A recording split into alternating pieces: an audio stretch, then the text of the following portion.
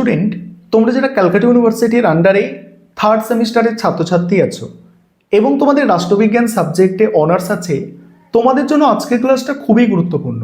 আজকের ক্লাসে তোমাদের থার্ড সেমিস্টার রাষ্ট্রবিজ্ঞান অনার্সের প্রথম যে পেপারটি আছে অর্থাৎ ডিএসসিসি 3 পেপার, এই পেপারের একটি মক টেস্টের প্রশ্নপত্র অর্থাৎ মডেল কোয়েশ্চেন পেপার নিয়ে আমি আলোচনা করব এবং তোমাদের সিলেবাসে সম্পূর্ণ সিলেবাসে ডিএসসিসি 3 পেপারের সিলেবাসের মোস্ট ইম্পর্টেন্ট প্রশ্নগুলো নিয়ে এই মডেল কোয়েশ্চেন পেপার অর্থাৎ মক টেস্টের প্রশ্নপত্র তৈরি করা হয়েছে।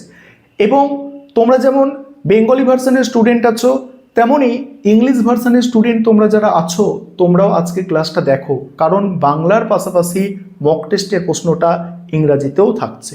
তোমরা অনেকেই আমাকে বলছিলে, স্যার আমাদের একটা একদম সংক্ষিপ্ত সাজেশন করে দিন, তাই তোমাদের জন্য এটা খুবই উপকারে আসবে, কারণ এটা একদমই সংক্ষিপ্ত সাজেশন, অর্থাৎ তোমাদের কোয়েশ্চেন পেপারের মতো সংক্ষিপ্ত সাজেশন, অর্থাৎ তোমাদের 5 নম্বরের প্রশ্ন যে কটা প্রশ্নপত্রে থাকে, মূল প্রশ্নপত্রে পরীক্ষার 10 নম্বরের যা থাকে, 20 নম্বরের যা থাকে, সেই ধরনের একদম সংক্ষিপ্ত সাজেশন বলতে পারো। চলো স্ক্রিন রেকর্ডের মাধ্যমে আলোচনা করছি, সম্পূর্ণ মক টেস্টের প্রশ্নপত্রটা দেখে নাও এবং তোমাদের ক্লাস কেমন লাগলো অবশ্যই তোমরা জানাবে।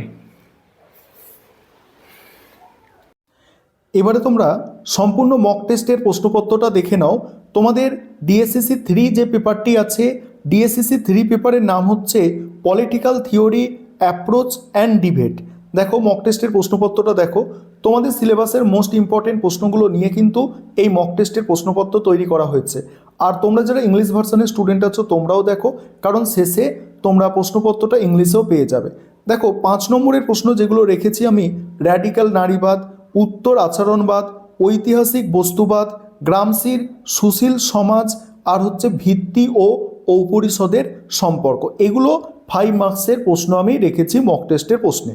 এবং মডিউল 1 থেকে দেখো, মডিউল 1 থেকে আছে বড় প্রশ্ন 20 নম্বরের রেখেছি ডেভিড ইস্টনের ব্যবস্থাজ্ঞাপক দৃষ্টিভঙ্গি আলোচনা করো। এর সঙ্গেই আছে রাষ্ট্রবিজ্ঞানে এই দৃষ্টিভঙ্গির গুরুত্ব কতখানি। দ্বিতীয় প্রশ্ন আছে দেখো, রাষ্ট্রবিজ্ঞানে আচরণবাদী দৃষ্টিভঙ্গির মূল বৈশিষ্ট্য আলোচনা করো, একে কেন পদ্ধতিগত বিপ্লব বলা হয়। 10 নম্বরের প্রশ্ন আছে নয়া উদারনীতিবাদের প্রধান বৈশিষ্ট্যগুলি সংক্ষেপে আলোচনা করো। এবং আরেকটি প্রশ্ন আছে অ্যালমন্ডের কাঠামো কার্যগত দৃষ্টিভঙ্গির ওপর একটি সংক্ষিপ্ত টিকা লেখো। তারপরে মডিউল 2, মডিউল 2-এ কী আছে, মডিউল 2-এ 20 নম্বরের প্রশ্ন রেখেছি।